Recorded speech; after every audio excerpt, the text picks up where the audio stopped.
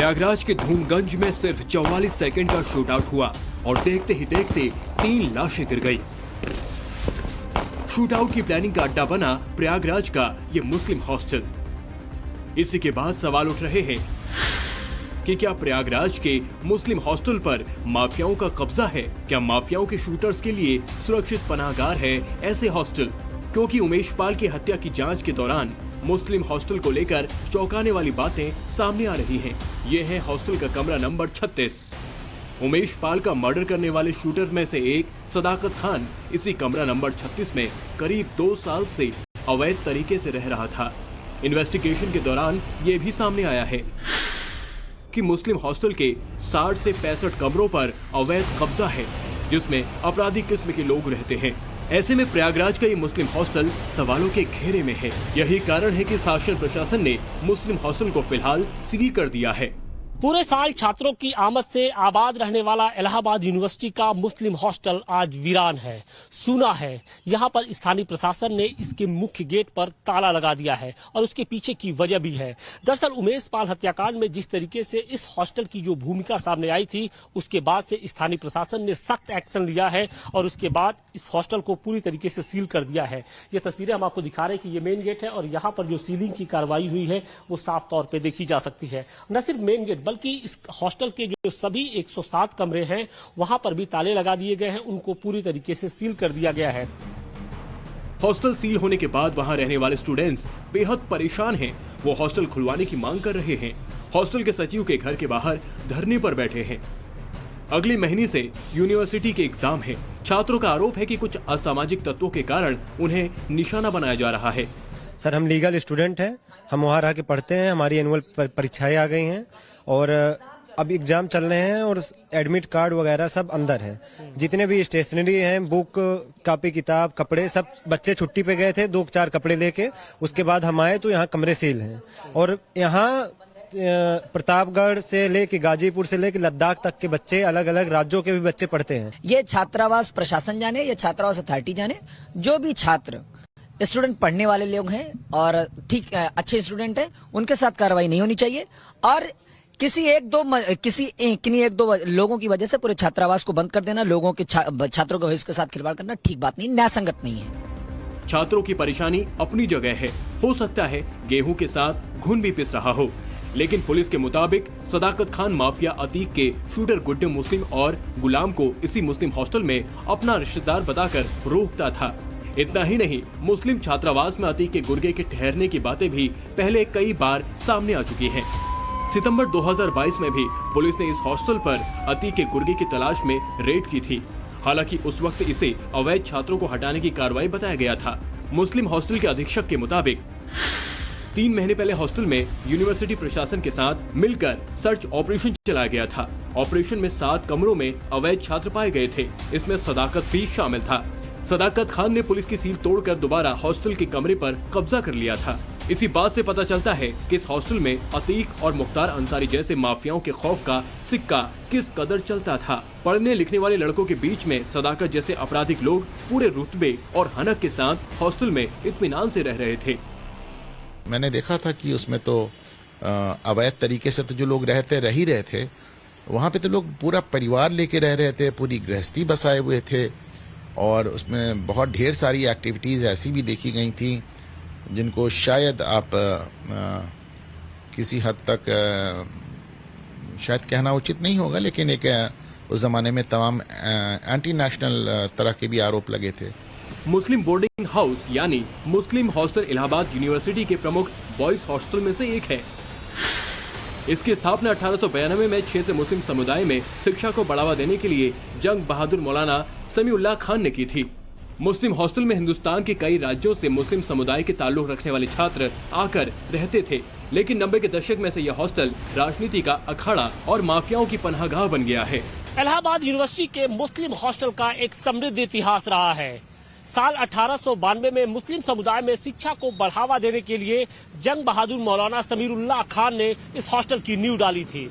इस हॉस्टल में कुल 107 कमरे हैं और लगभग 200 से अधिक जो छात्र हैं उनके रहने की व्यवस्था है। बताया ये जा रहा है कि इस हॉस्टल को एक ट्रस्ट की ओर से संचालित किया जाता है, जिसमें देश के बड़े बड़े जो गणमान्य लोग हैं, बुद्धिजीवी लोग हैं, वो शामिल हैं। और इस हॉस्टल में न सिर्फ उत्तर प्रदेश बल्कि देश के कोने कोने से जो छात्र हैं वो यहाँ पर रहने के लिए आते हैं। मुस्लिम यूनिवर्सिटी कहने को तो इलाहाबाद यूनिवर्सिटी के अंदर आती है, लेकिन इसका संचालन एक ट्रस्ट करता है। एक बात और, इलाहाबाद के दूसरे हॉस्टल में तो हिंदू छात्रों के साथ मुस्लिम स्टूडेंट्स भी रहते हैं, लेकिन जानकारी के मुताबिक इस मुस्लिम हॉस्टल में हिंदू छात्रों को नहीं रखा जाता। कोशिश कर रहे हैं, हमारे बच्चे हम नहीं चाहते थे। इसके बावजूद भी उस दिन जो है तो जो हम लोगों से गलती हुई वो ये थी कि हम लोगों को कहना ये चाहिए था कि अवैध बच्चों का कमरा सील कर दिया जाए। इसके में ये हुआ कि वो सारे मतलब के कमरे सील कर दिए गए। इलाहाबाद का ये मुस्लिम हॉस्टल पहले भी कई बार विवादों में आ चुका है।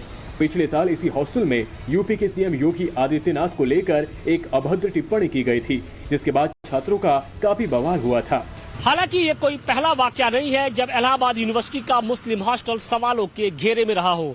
इसके पहले जनवरी 2022 में मुस्लिम हॉस्टल के छात्रों ने यूपी के सीएम योगी आदित्यनाथ पर अभद्र टिप्पणी की थी और इस घटना के बाद से कैंपस का माहौल गर्म हो गया था। विवादित टिप्पणी को लेकर मुस्लिम हॉस्टल और हॉलैंड हॉल के जो छात्र थे वो आपस में भिड़ गए थे। दोनों छात्रावासों के छात्रों के बीच में जमकर मारपीट और पत्थरबाजी हुई थी।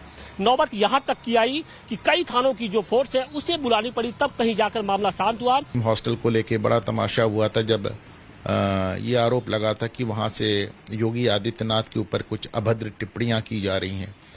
तो उसके पड़ोस में जो हॉलैंड हॉल है वहां के छात्रों, मुस्लिम बोर्डिंग हाउस के छात्रों में बहुत ज़्यादा विवाद, मारपीट, पत्थरबाजी सब हुई थी और इस छात्रावास के लोग मुस्लिम हॉस्टल चले गए थे और फिर पुलिस को इंटरवीन करना पड़ा था।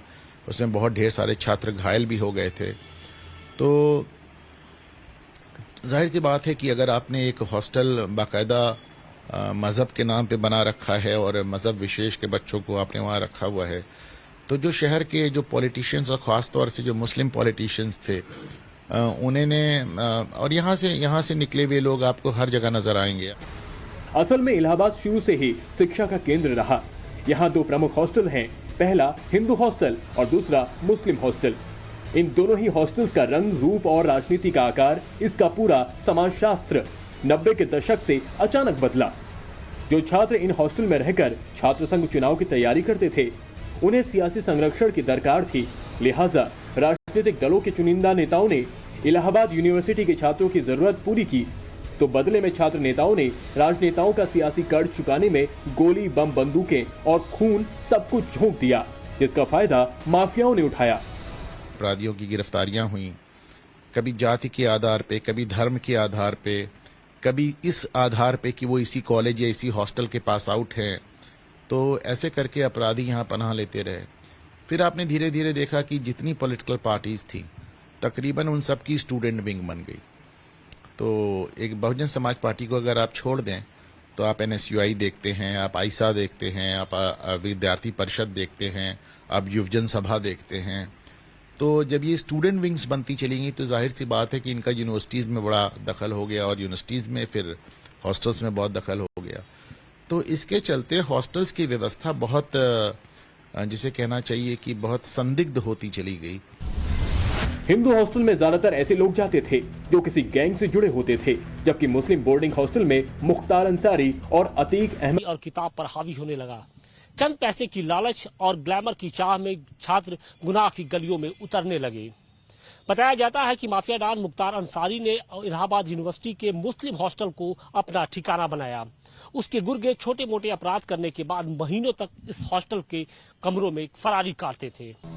इलाहाबाद यूनिवर्सिटी के तमाम छात्रों पर 90 से 95 के बीच दबंगई का रंग पूरी तरह चढ़ चुका था और इसी दौर में वहां दो अलग अलग गुट के माफियाओं का उदय हुआ। पहला अतीक गुट और दूसरा करवरिया गुट। अतीक अहमद रेलवे और रियल एस्टेट के धंधे में तो करवरिया बंधु बालू के खेल में घोषित माफिया बन चुके थे। दोनों के ही राजनीतिक दलों से संबंध था। अतीक का झुकाव एसपी, बीएसपी और अपना दल जैसे क्षेत्रीय दलों के साथ था, तो वहीं करवरिया बंधुओं का झुकाव पहले कांग्रेस और फिर बीजेपी की ओर हो गया। अपने समर्थक राजनेताओं को चुनाव जितवाने के लिए युवाओं और हथियार मिलने की सबसे मुफीद जगह थी हॉस्टल।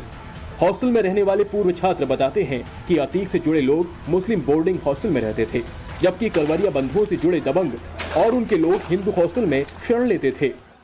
अगर मुझे ठीक याद है तो मायावती की सरकार थी और डॉक्टर जोशी इलाहाबाद से सांसद हुआ करते थे।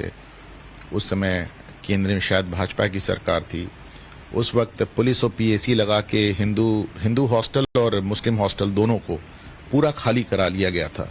और एक भी, जैसे इस समय मुस्लिम हॉस्टल खाली कराया गया, आपने देखा उस जमाने में दोनों खाली करा लिए गए थे, क्योंकि माना गया था कि और पाया गया था कि दोनों में अपराधियों के बहुत अड्डे बन गए हैं।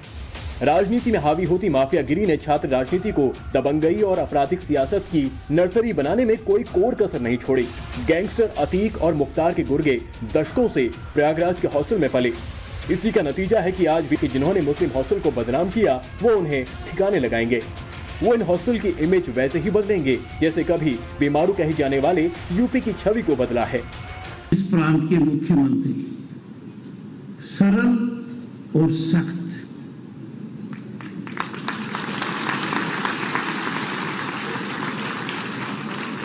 अपने नाम के अनुरूप कार्यरत श्रीमान योगी आदित्यनाथ जी।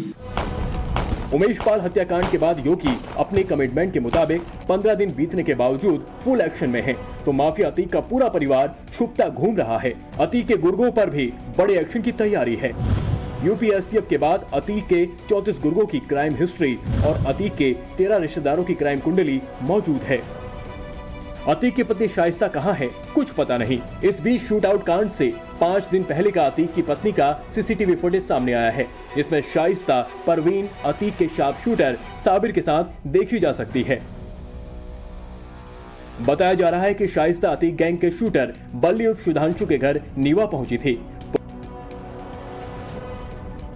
पुलिस को अतीक के बेटे असद की भी तलाश है, जो गोली चलाते हुए सीसीटीवी में कैद हो चुका है। जैसे जैसे इस केस की जांच आगे बढ़ रही है, वैसे वैसे इसमें नए खुलासे भी हो रहे हैं। ताजा